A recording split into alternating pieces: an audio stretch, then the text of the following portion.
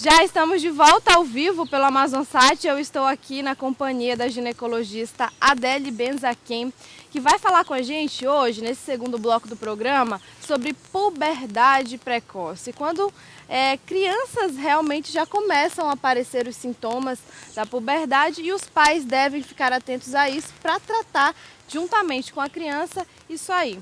Bom dia, doutora. Seja bem-vinda ao programa, viu? Obrigada pela sua participação. Você de casa que está assistindo o Estilo de Vida agora, pode participar do programa com a gente.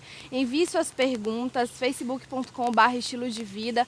Curte a nossa página, aproveita a participação da doutora Adélia aqui no programa e faz sua pergunta que a senhora responde ao vivo com certeza, não é, doutora? É isso aí, estamos aqui para esclarecer dúvidas. Exatamente. Bom, explica pra gente então, vou começar pela pergunta-chave, o que é puberdade precoce? É quando uma criança, e ela também ocorre entre meninos, começa a apresentar modificações no corpo que são compatíveis com a adolescência.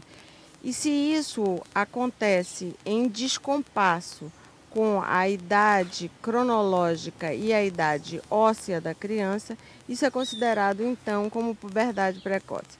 Na menina isso é mais gritante porque aparecem pelos axilares, pelos pubianos, aparecem mamas. E o importante nesse processo é os pais ficarem atentos quando a criança começa com essas modificações do seu corpo por volta de idades menores que 10, 11, 12 anos de idade, para que possa ser encaminhado a um profissional especialista para o diagnóstico e tratamento. Agora, o tratamento tem que ser rápido, porque se a menina menstrua, não tem mais volta. Então, você consegue fazer uma estabilização do quadro quando esse diagnóstico acontece antes da menstruação. Porque o aparecimento dessas características chamadas sexuais secundárias, elas se dão antes da menarca, antes da primeira menstruação.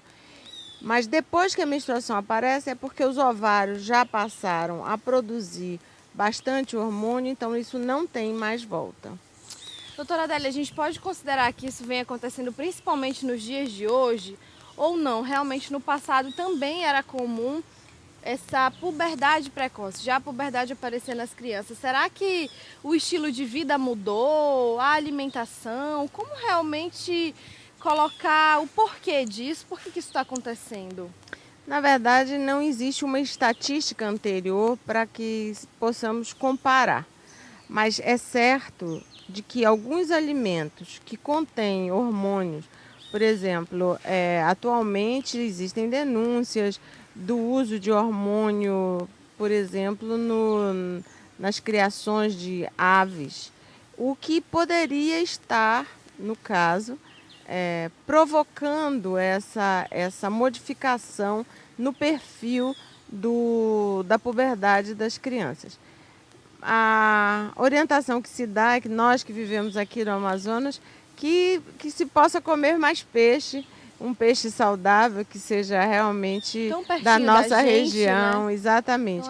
E evitar o uso de alimentos congelados, que são produzidos realmente muitas vezes sobre efeitos hormonais. Então, como não tem essa estatística anterior, o que se pode dizer é que tem acontecido e hoje sim existem procedimentos para fazer esse tratamento, não é? Porque anteriormente também se desconhecia como evitar essa puberdade precoce. Como eu dizia anteriormente, quando a criança aparece na unidade de saúde com sinais já de puberdade antes da menstruação, o primeiro exame a ser feito é um raio-x do osso das mãos. Esse raio-x das mãos vai dar o diagnóstico de qual é a idade óssea da criança. E daí você compara a idade do osso da criança com a idade que ela realmente tem. Quando iniciar o tratamento, quando essa idade óssea for maior do que a idade cronológica da criança. Por exemplo, uma criança que tenha 10 anos de idade, mas o osso dela já tenha 12.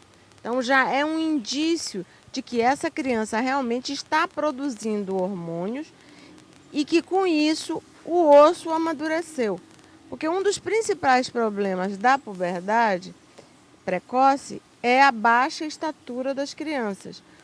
Quando o ovário começa a produzir o estrogênio, ele solda os ossos e a criança não cresce mais. Então, crianças ficam de baixa estatura devido ao aparecimento de uma puberdade precoce que culmina nas meninas com a menstruação. Qual a idade correta, então, para a puberdade aparecer e qual idade os pais devem ficar atentos para ver se os filhos já estão, se está acontecendo algum sintoma, para correr atrás do tratamento? Não existe assim uma idade certa das meninas menstruarem. 12, 13, 14, 15 anos até é considerado como normal. Cada pessoa tem o ciclo que Deus deu, porque não existe uma média certa de menstruar, assim como não existe dias corretos de uma pessoa também menstruar, né? A pessoa pode menstruar de 30 em 30, de 40 em 40, o seu ciclo é normal para ela, né? A mesma coisa é a menarca, o aparecimento da menstruação, ela pode acontecer nesse período. Mas, por exemplo, nós temos pacientes de 6 anos de idade que começaram a aparecer pelos pubianos, então realmente existe um descompasso. A evolução natural é com 10, 11 anos de idade, começa a penugem, né? Ainda não é pelos realmente, axilar, pelos pubianos, e que vão pouco a pouco evoluindo até o aparecimento do botão mamário e etc. Então, se a criança, nessa fase, dá o que nós chamamos de estirão puberal, que é quando ela tem um crescimento antes de aparecer a menstruação, se isso tudo ocorre em torno dos 12 anos, está tudo bem. Agora, antes disso, é bom fazer um exame, esse que eu lhe falei, dos ossos, para saber se está batendo a idade cronológica com a idade óssea. Bom, acabou de chegar uma pergunta aqui de uma telespectadora, da Joyce Oliveira, do bairro Aparecida.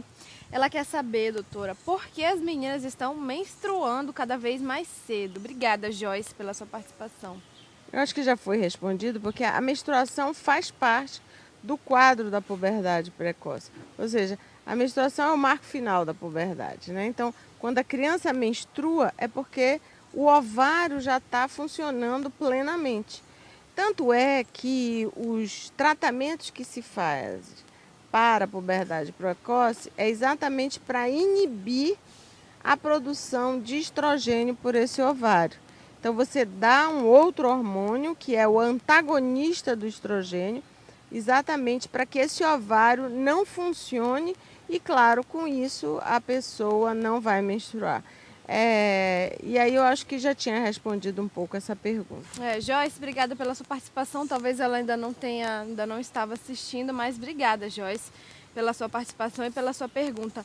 Doutora Adélia, as mães se assustam, digamos assim, quando uma menina de 10 anos já começa a nascer os seios, já começa a menstruar, a mãe ainda chega assim um pouco apreensiva no consultório? Com certeza, com certeza. As mães, elas sempre estão atentas a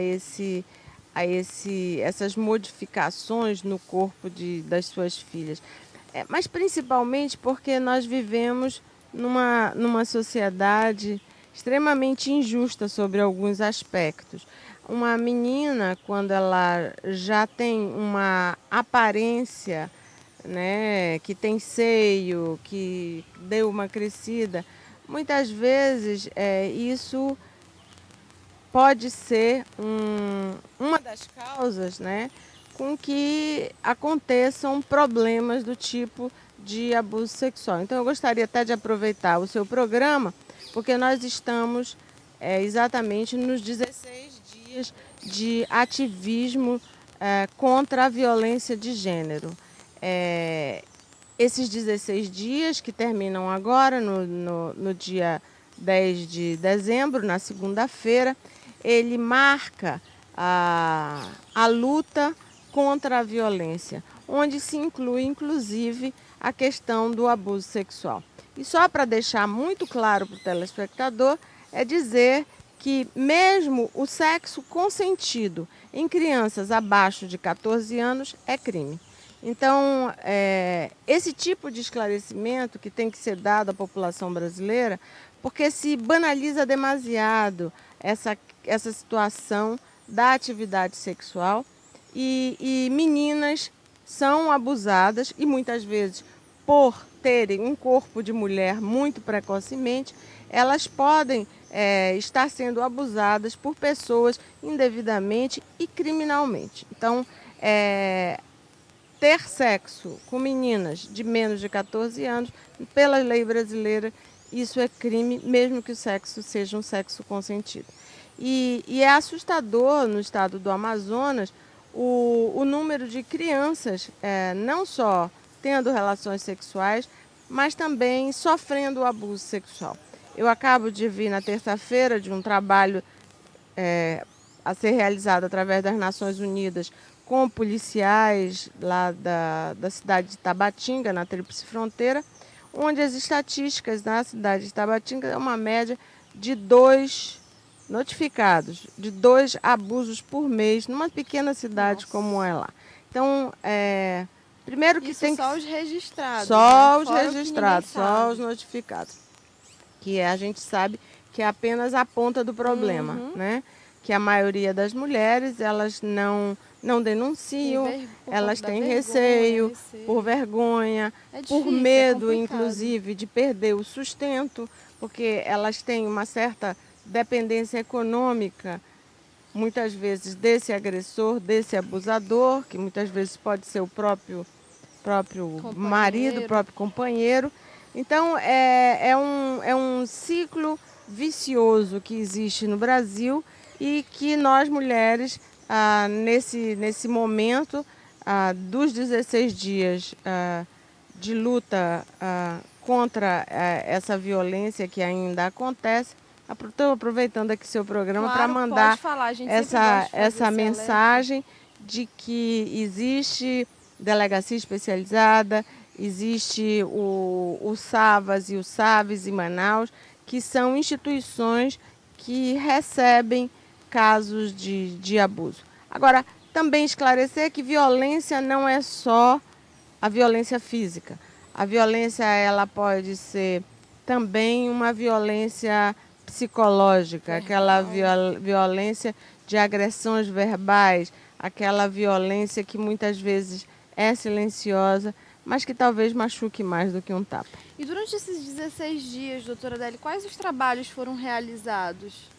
Atualmente eu trabalho nas Nações Unidas e nós desenvolvemos uma campanha dentro do bojo de Mulheres e Direitos, enfocando a questão da vulnerabilidade ao HIV dentro desse escopo da violência contra a mulher. Então, a campanha, ela inclusive saiu em ticuna, português e em espanhol, porque as agências da ONU trabalham na Tríplice Fronteira do Alto Solimões e o enfoque foi em ticuna. Fizemos o lançamento dessa campanha no mês passado dentro do Congresso Nacional. Essa próxima sexta nós vamos estar lançando o nosso site e fazendo um evento na UNB, lá em Brasília. Nós estamos distribuindo mais de 1 milhão de folders e temos banners, spots para televisão, rádio, etc. Então, é uma campanha que, ao longo do ano, nós esperamos, inclusive, estar contando com o apoio do AmazonSat, que depois eu vou mandar um DVD para vocês, para que vocês possam estar passando no programa. São vídeos curtos, alguns deles têm apenas 3 segundos, mas que mandam essa mensagem dos 16 dias contra a violência e que ele pode se estender durante todo o ano. Tá. E ainda falando, que eu Me surgiu uma dúvida agora.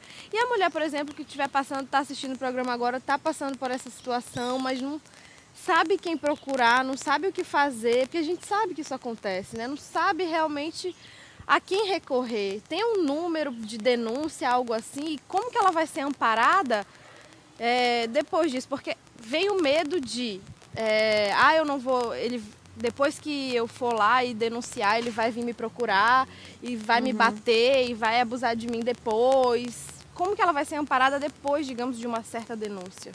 A campanha, ela tem esse objetivo, né, que é divulgar o 180, que é um número gratuito para que as mulheres possam estar denunciando.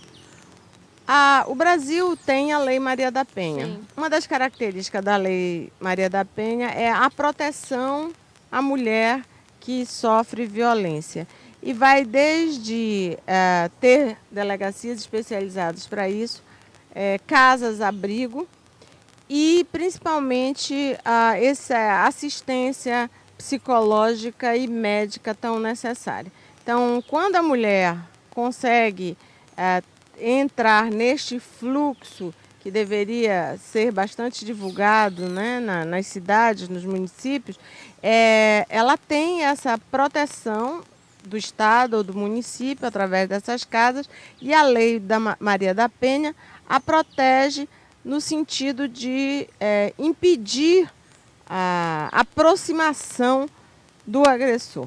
Então, um juiz hoje ele pode determinar que o agressor nem sequer chegue perto dessa mulher, que ele vai ser preso.